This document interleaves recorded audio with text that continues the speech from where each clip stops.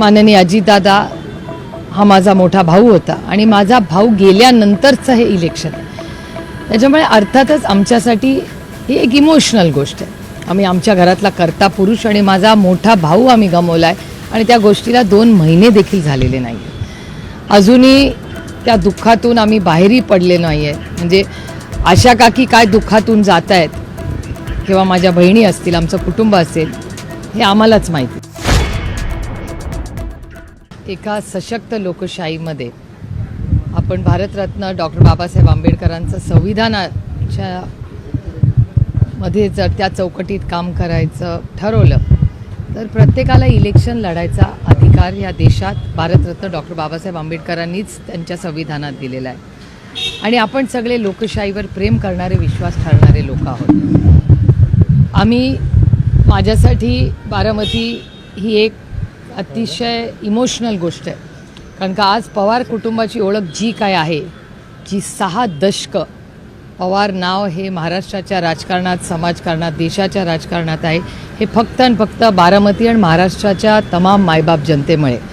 आदरणीय पवारसाहेब, योगायोगच आहे की कालच आदरणीय पवारसाहेबांनी राज्यसभेची शपथ घेतली आणि हा प्रवास 6 दशकापूर्वी बारामतीकरांच्या आशीर्वादाने कैलासवासी यशवंतराव चव्हाण साहेबांनी जो विश्वास आदरणीय पवारसाहेबांवर टाकला त्याच्यातून तो सुरुवात झाली. आणि अर्थातच माननीय अजितदादा हा माझा मोठा भाऊ होता आणि माझा भाऊ गेल्यानंतरचं हे इलेक्शन आहे. त्याच्यामुळे अर्थातच आमच्यासाठी ही एक इमोशनल गोष्ट आहे. आम्ही आमच्या घरातला कर्ता पुरुष आणि माझा मोठा भाऊ आम्ही गमावला आहे आणि त्या गोष्टीला 2 महिने देखील झालेले नाही. अजूनही त्या दुःखातून आम्ही बाहेरही पडले नाही आहेत. म्हणजे आशा काकी काय दुःखातून जात आहेत किंवा माझ्या बहिणी असतील, आमचं कुटुंब असेल, हे आम्हालाच माहिती. सगळे कामाला लागलेले आहेत, पण दादा नाही ह्याचं दुःख अर्थातच आयुष्यभर आम्हाला राहील. आणि ह्या परिस्थितीमध्ये अर्थातच आम्ही बारामतीला कॅन्डिडेट देणार नाही हे आम्ही आधीच स्पष्ट केलं होतं. आता बाकीच्यांनी काय करायचं, एका सशक्त लोकशाहीमध्ये प्रत्येकाचा तो वैयक्तिक आणि त्यांच्या राजकीय पक्षाचा तो विषय असतो. आणि आता राज्यसभेच्या इलेक्शनच्या वेळेस आपल्याला आठवत असेल तेव्हा सगळ्यांचेच, म्हणजे मी जाहीरपणे महाविकास आघाडीचे आभार मानतेच, पण आमच्या विरोधात पक्षात भारतीय जनता पक्ष असेल किंवा शिंदेंची सेना असेल, आम्ही सगळ्यांनीच एकत्र मिळून चर्चा केली. अनेक दिवस इलेक्शनच्या आधी प्रत्येकानेच एकामेकावर विश्वास दाखवला आणि आदरणीय पवारसाहेब त्यावेळेस जेव्हा निवडून आले ती म्हणजे अनअपोज्ड इलेक्शन झालं. कारण का सगळ्यांनीच समंजसपणा आणि उत्तम डायलॉग एकामेकाशी ठेवला.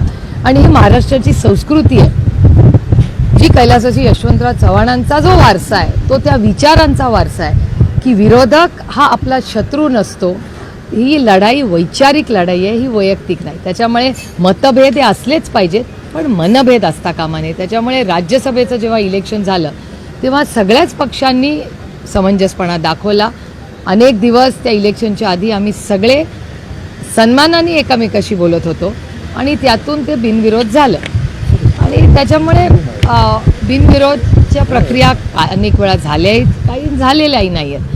त्याच्यामुळे ह्या इलेक्शनमध्ये काँग्रेसची भूमिका ही लोकशाही पद्धतीने त्यांनी केलेली आहे. त्यामुळे त्याच्यात मला काही फारसं गैर वाटत नाही किंवा काँग्रेसला कोणी कधी कॉन्टॅक्ट केला ह्याची मला काय फारशी माहिती नाही. ताई, या सगळ्या प्रकरणाच्या संदर्भात आता काँग्रेसने तर उमेदवार दिलाय, परंतु या सगळ्या संदर्भात पार्थ पवार माध्यमांशी बोलताना म्हटले की काँग्रेसचा हा सगळा डाऊनफॉल सुरू आहे, त्यामुळे त्यांनी उमेदवार दिलेला आहे आणि त्याचसोबतच ह्याची किंमत चुकवावी लागेल अशा पद्धतीचं एक मत त्यांनी माध्यमांसमोर व्यक्त केलं. ह्या माध्यमांना घेऊन किती परिपक्वता वाटते? एक तर काँग्रेस पक्ष म्हणजे तुम्हाला आठवत असेल, तुम्ही खूप यंग आहात वयाने, पण काँग्रेस पक्ष हा एक भारतातला किंवा कुठलाही पक्ष त्यामाने हा एक राजकीय पक्ष हा जर संविधानाच्या चौकटीत काम करत असेल तर आपण लोकशाहीवर प्रेम करणारे, विश्वास ठेवणारे लोक आहोत. आणि तुमच्या सगळ्यांच्या जन्माच्या आधीची एक गोष्ट सांगते, कारण का वयाने मी थोडीशी तुमच्यापेक्षा मोठी आहे, पण आम्ही सगळ्यांनी काँग्रेस पक्ष हा फार जवळून पाहिलेला आहे. मी स्वतः अनेक वेळा आणि याही वेळीच काँग्रेस पक्षाबरोबरच लढले. त्यांच्या आशीर्वादाने, प्रेमाने, मतानेही मी निवडून आलेले आहे. आणि आम्ही सगळ्यांनी, म्हणजे दादा असेल, आदरणीय पवारसाहेब तर काँग्रेसमध्येच अनेक वर्ष राहिलेले आहेत, दादा असेल, मी, आम्ही सगळेच, आम्ही काँग्रेस विचाराच्या तालमीतच लहानाचे मोठे झालेलो आहोत. आणि एवढंच नाही, पण ह्या देशावर जेव्हा इंग्रज राज्य करत होते, ह्याच काँग्रेस पक्षाने आज जो मोकळा श्वास आपण सगळे घेतोय, हा मोकळा श्वास, हे स्वातंत्र्य, हे काँग्रेस पक्षाची देण आहे, हे कोणीच नाकारू शकत नाही.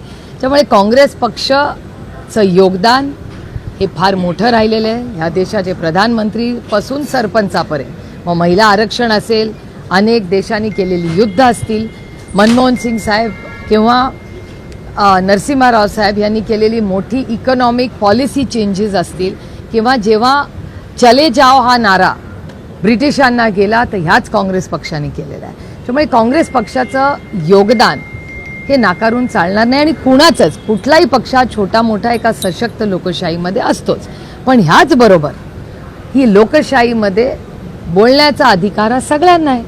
त्याच्यामुळे लोक त्यांची मतं मांडत असतात. परंतु पार्थ पवार चुकले नाही का या वक्तव्यामुळे? पार्थ पवार चुकले नाही का त्यांच्या वक्तव्याला की हे खूप इमॅच्युअर बालिश असं वक्तव्य आहे, ज्यांनी आजपर्यंत एक व्यवस्थित भाषण सुद्धा केलेलं नाही, ते तो नेता काँग्रेसला काय सांगतोय असं काँग्रेसच्या ऑफिशियल ट्विटर हँडलवरून ट्विट कृतज्ञ म्हटलेलं आहे. एक तर मला असं वाटतं हा प्रश्न मला विचाराव्याच्या ऐवजी राष्ट्रवादी काँग्रेस पक्ष, अजित पवार गट जो आहे त्या गटाच्या नेत्यांना तुम्ही विचारलं पाहिजे, कारण का त्यांच्या एका खासदाराचं ते मत आहे. याचा अर्थ त्यांच्या पक्षाचं ते मत असेल. त्याच्यामुळे मला असं वाटतं त्यांचं काय मत आहे हे मी बोलण्यापेक्षा मला वाटतं त्यांच्या गटाने, म्हणजे राष्ट्रवादी काँग्रेस पक्ष, अजित पवार गट यांना तुम्हाला विचारावं लागेल, कारण का त्यांच्याकडून तुम्हाला जास्त त्याचं संयुक्तिक उत्तर मिळेल की त्यांचा स्टँड काय. त्याचबरोबर पवार साहेबांनी देखील काल वक्तव्य केलं की राजकारणात परिपक्वता लागते आणि ती पार्थ पवारांच्यामध्ये आहे की नाही हे मला माहिती नाही. हे बघा, आदरणीय पवारसाहेब कर्तृत्वानी, वयानी, नात्यानी सगळ्याच बाबतीत माझ्यापेक्षा मोठे आहेत. आणि ज्या संस्कारात मी वाढले, आपल्यापेक्षा वयानी जी कोणी व्यक्ती मोठी असेल, जी कोणी नात्यानी, वयानी, पदानी किंवा कर्तृत्वानी, ह्यांनी एकदा बोलल्यावर आपण काहीच बोलायचं नसतं. ह्या संस्कारात माझ्या आईनी आणि माझ्या कुटुंबानी मला वाढवलंय. तुम्ही सहमत आहात? तुम्ही सहमत आहात? एक तर कौटुंबिक सल्ला चॅनलवर दिला जात नाही, हा घरात दिला जातो. म्हणजे माझ्या मुलांना सल्ला द्यायची वेळ आली तर ती मी काही चॅनलवर येऊन सांगणार नाहीये, ते मी माझ्या मुलांना घरात काय सांगायचं ते सांगेन.